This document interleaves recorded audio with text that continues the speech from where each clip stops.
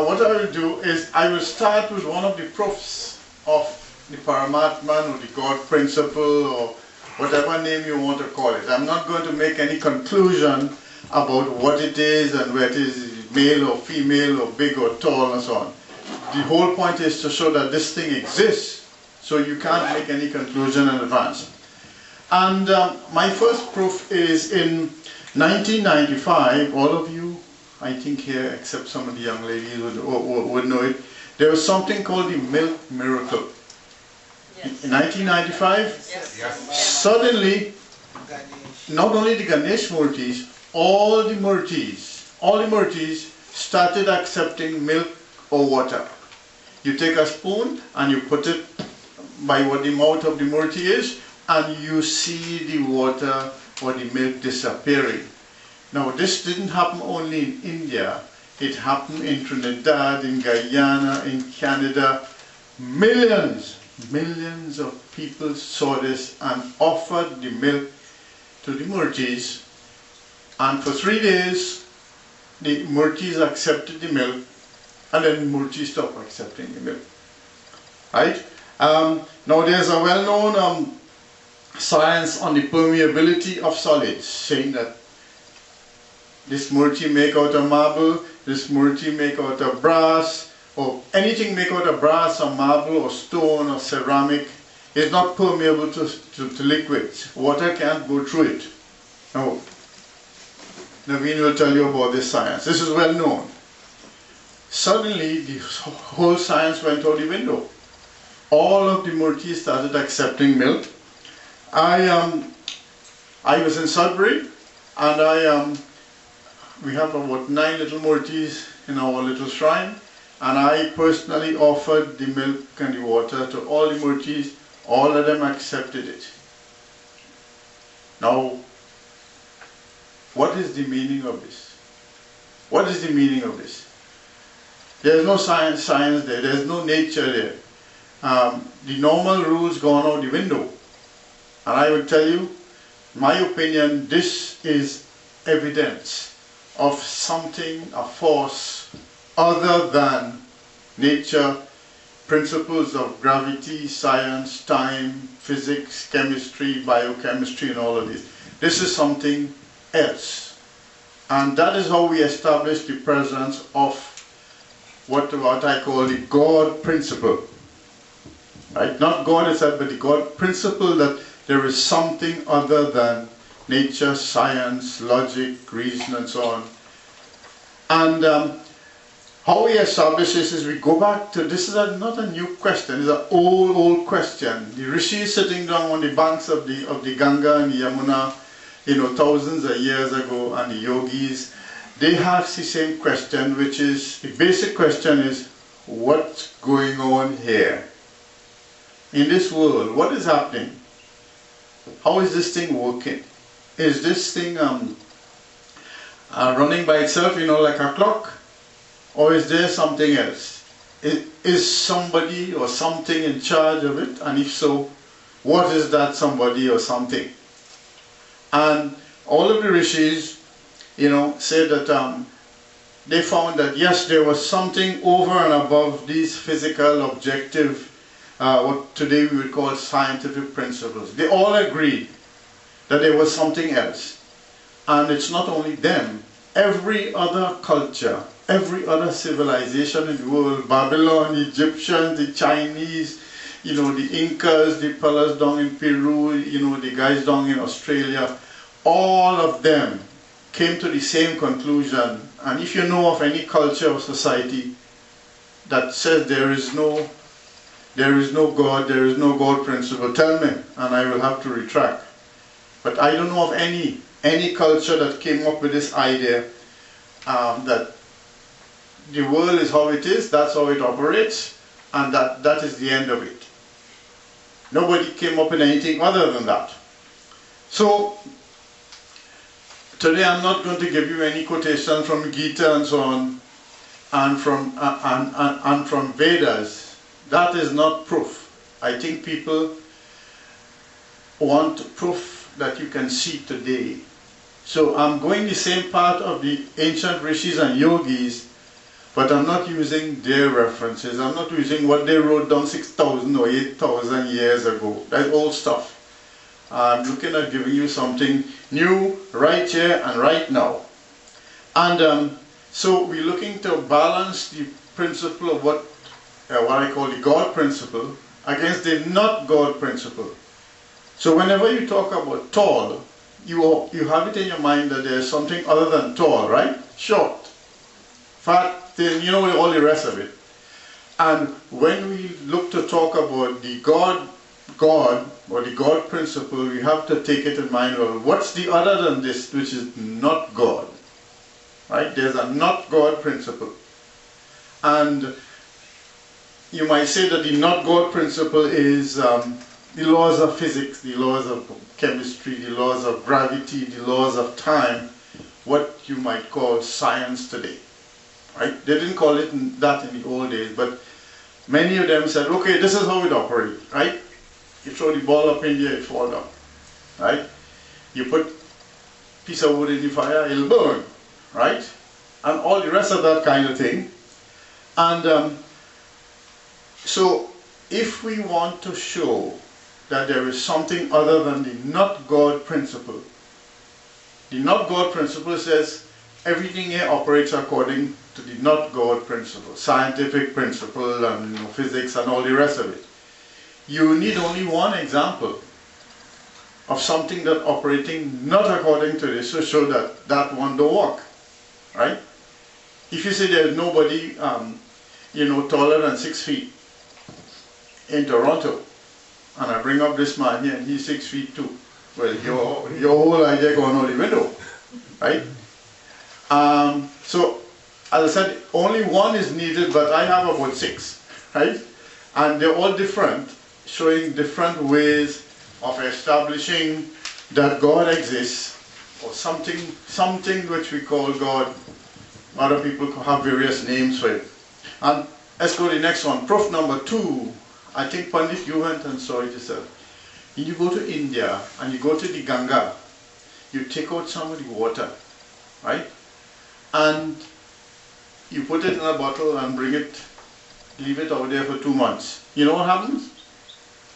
That Ganga water don't get stale. Bacteria doesn't grow in it, right? Normal water, when it has carbonaceous matter in it, right? Vegetable matter, this degrades the oxygen in the water, right? And the water don't, it don't be so good after a while. You wouldn't want to drink, if you take some water and you buy it from the grocery, and you leave it home for 3-4 months, you think you're going to drink it? It don't taste so good. The Ganga water today, I'm not talking about 6,000 years, the Ganga water today has a special quality. Nobody can figure it out. That the Ganga water stays fresh and it stays clean. It has 25 times more oxygen in Ganga water than in any other of the millions of rivers all over the world and lakes. Ganga water is the only one. This is an everyday miracle. There's a nice article on the internet that says, mystery factor gives Ganga a clean reputation. All the scientists know it. They're baffling themselves about it for years and decades. Now, is this evidence of something other than the not God principle? I think so. You can prove. Anybody been to India and observe this themselves and get any evidence of it?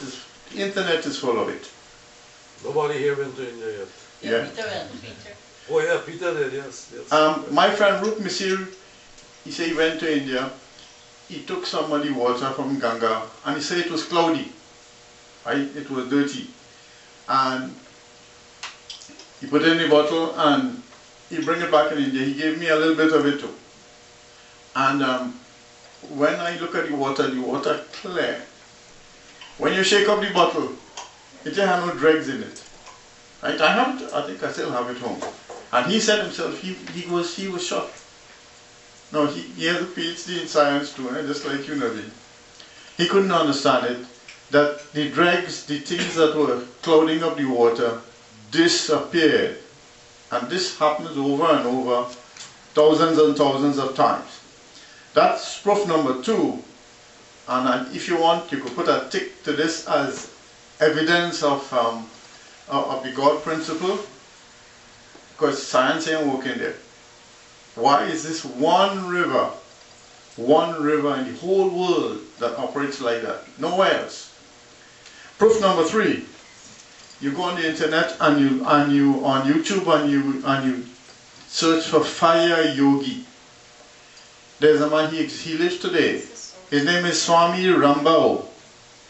And the long videos taken by the BBC, you show Swami Rambao. He does a sacrificial fire and he put all kinds of things in it and it burns him. Swami Rambao goes and lies down in it, right? For long minutes at a time. His hair don't burn, his skin don't burn, his clothes don't burn, right? And you see the fire, I mean, there's no joke. Look it up on YouTube. And his clothes not burning when he is in the fire. Afterwards, the reporter asked him, "Can I get a piece of the cloth that you're wearing?" So they cut out a piece of the cloth. Swami gave him, and he put it in the fire. Bing! The same cloth that wouldn't burn when Swami had it on, you throw it in the fire, the cloth burn up. And the Swami says he can do this because of the special mantra that he says all the time. He repeats his mantra constantly, 100 times a minute and so on. And that is why he can do that. And now don't say this is an anomaly. And give this to Naveen. This is not an anomaly. An anomaly is the word used when you don't know what is going on. Right? Using the word anomaly says I am ignorant. I don't know what's happening here. And this is one example of something clearly on the God principle side and not on the not God principle side. And we have seen other examples of it. People walking on fire. It's had something in Guyana and Trinidad called fire pass. You know, the person in the mandir would take some young fellas and keep them in there for a week or two, and then set up big fire. All these little young fellas walking across the fire. The clothes ain't burning. The foot ain't burning. There are people dancing on broken bottles, people sleeping on beds of nails and so on, all kinds of things like that. Clearly, the laws of physics and biology not working for them, right? And I call that my proof number 3. Now proof number 4. Some of you may have seen this, I have seen this myself. You go in a house where you have one of these Sai Baba devotees, and you look at the picture on the wall, right? A sealed picture, the glass there, and the picture inside the glass, and it's sealed up with tape.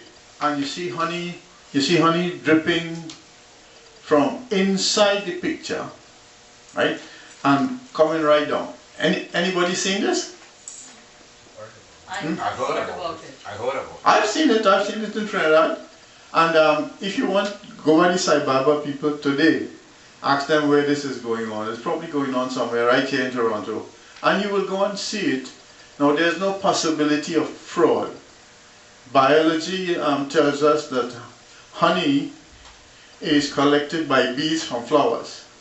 And they bring it back to the hive, and they spit it out, and they put it in the hive. That is honey, right?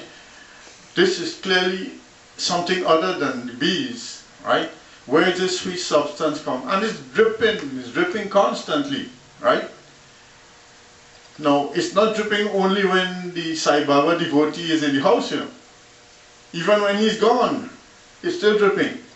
So, tell me what this is, This is something you can see yourself, or you can talk to somebody who has witnessed this.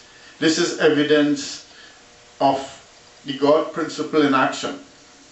Now, this only happens by the homes of devout people. right? You take the neighbor next door, it won't happen by him.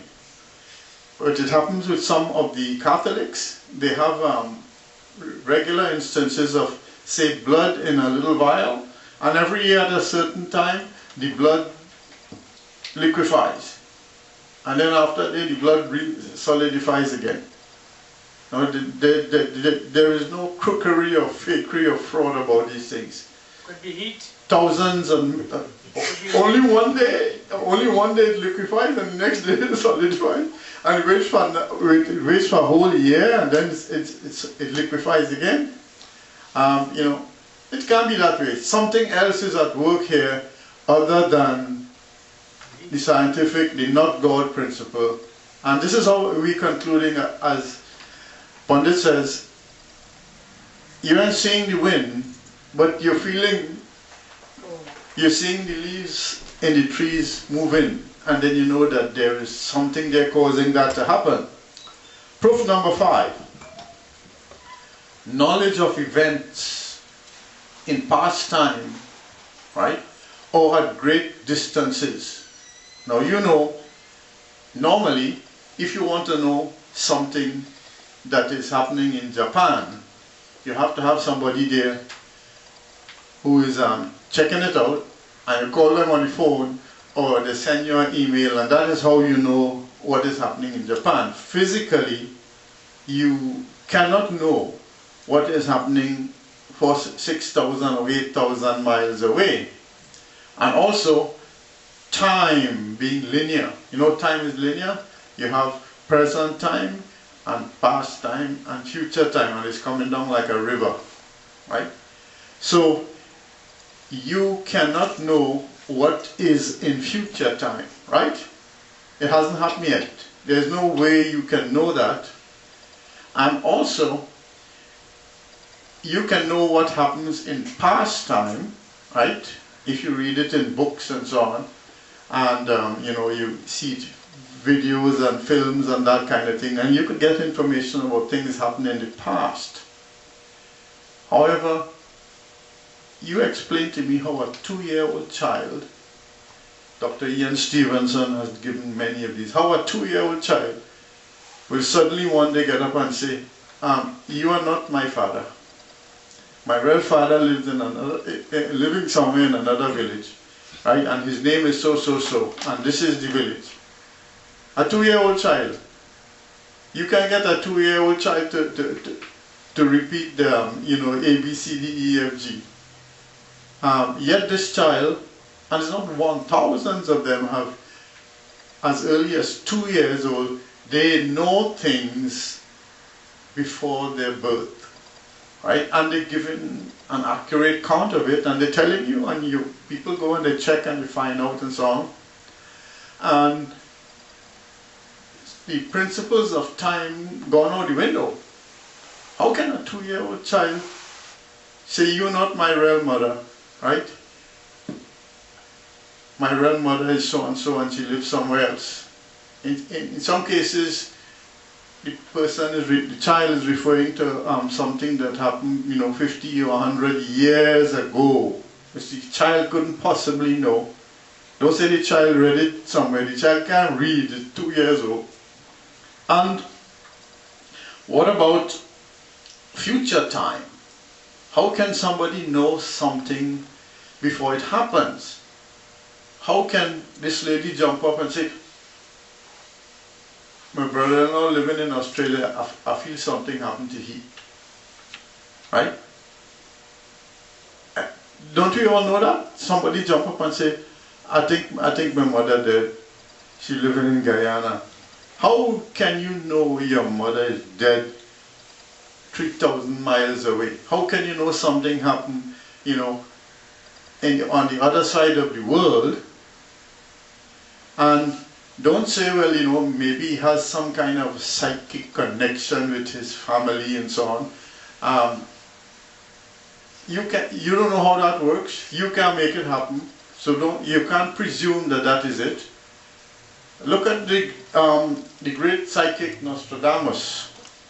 Nostradamus, in his book published in 1555, wrote, the blood of the just will be lacking in London. The blood of the just people. Burnt up in the fire of 66. He said 1555, he said, just the blood of the good people will be burnt up in the fire of 66. 100 years later, in 1666, there was a great fire of London and half of London burned down. How did Nostradamus know this? Clearly here he is breaking the principle of linear time. And how can he do it? You know, we don't know. In 1890, Swami Vivekananda said, I have only 5 or 6 more years to live. Right? He had said all along that he can die before the age of 40. There was no problem with him in 1890, yet in 6 years later he was dead. How did he know this? Right? And I think you might agree with me that science has no answer to this breach of time principles. Past time, future time, knowledge of things at an unexpected distance. That's my proof number 5. And proof number 6, materialization of Akash. Anybody seen any Swami materializing Akash? Kumkum, Rudraksha beads, murtis, without source material. Without any source material. Now, I can make something out of something, right?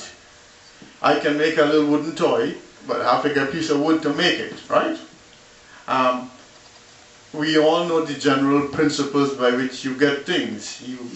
You get a source material and you maneuver it and you heat it up and you do things with it and you get something else. But it has to be derived from the source material. How is it that the principles of matter go the rain when people just shaking their hands so and you see Akash falling? Anybody seen the video with Swami with one of the Sai Baba? He take a bowl, right, and he turn it over and do in his hand so, right? And if you see Akash falling out of the bowl, right? I think for about 5 minutes, he doing so, Akash falling out of the bowl, and a heap of Akash come up on the ground, and the heap of Akash bigger than the bowl. Anybody seen that video? It's on YouTube. Easy to find. And this is common. The people who are doing it don't get no fame for it. And I myself have seen Swami Ganapati. Somebody introduced Swami Ganapati to the man who gave the land for the Hindu orphanage in Trinidad. And Swami Ganapati walking around talking to people. I said, this is the man who gave the land. And Swami Ganapati just materialized a ring, just like that so. Give it to the man. In front of me. Swami Ganapati there and I am here. And when next time Swami Ganapati comes to Toronto, go to his home and so on, and you'll probably see him materialize things. A few years ago, I went myself with a young yogi named Amma. Oh. You remember Amma, the young fella? If he materialized a murti and give planetary. He materialized a murti for me too, right? I sit down in front of Amma, and what distance I sit down in front of Amma? You see I sit down about here. What? He's at arm's length from me, right? And he told me, and after we asked a few questions, he said, put out your hand.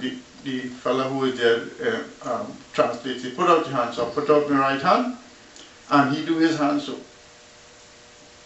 A couple of times, a little murti fall out in my hand. I still have it. And don't say he pulled it out of his sleeve. But magicians do. Magicians do get it out of their sleeve. He didn't have no sleeve, he was bareback. He was bareback, but And it wasn't only me. I was waiting for about an hour to go and see him. I tried to go home 2 times. The fella said, don't go, wait a bit.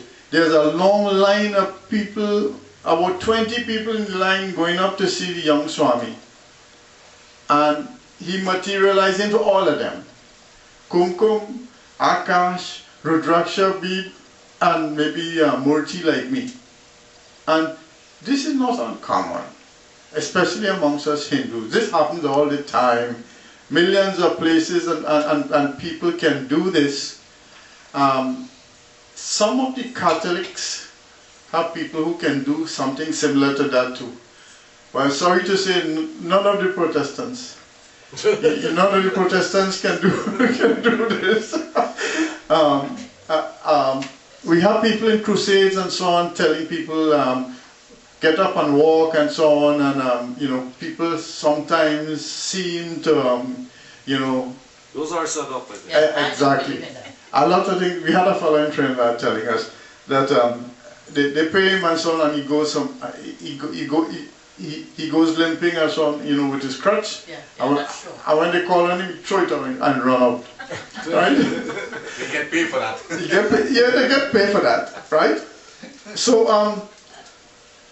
as I say, my wife was the witness when the Amma materialized this this Murti in my hand, right? And she's a person who will not lie for me. I'm sorry to say it. You can ask her. You can ask her. But what I'm drawing here, with these 6 proofs, air cannot be transformed into a Murti. This is only man hand is empty. Air cannot be transformed into a ring. Air cannot be transformed into Akash. Right? My wife told me that in Trinidad there was a discussion between visiting Swami and somebody on the television, and the guy was very skeptical, the other guy, and the Swami said, okay, that's if you think so, and he started to rub his hand on the TV in front of the man, and a cloud of Akash just came out and started falling down, on the ground and filling the air, as if he had a handful of flour. The fellow was flabbergasted. He doesn't know about these things. We call them siddhis, right?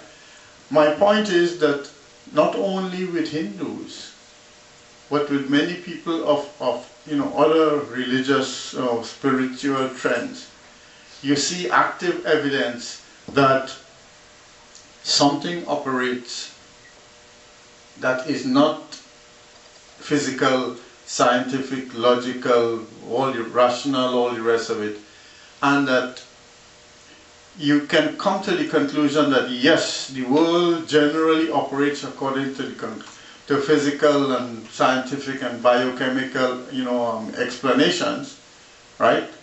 And yet you can't but agree that there is something above and beyond this. Something above and beyond this, which this does not explain. And that is what I call the God principle. Now you can argue as much as you want about how this God principle manifests and so on, but you cannot argue away the God principle because there is abundant evidence. I've only given 6 types of examples of it, but there is a lot more which we can explore, at any further time. Now I will stop there.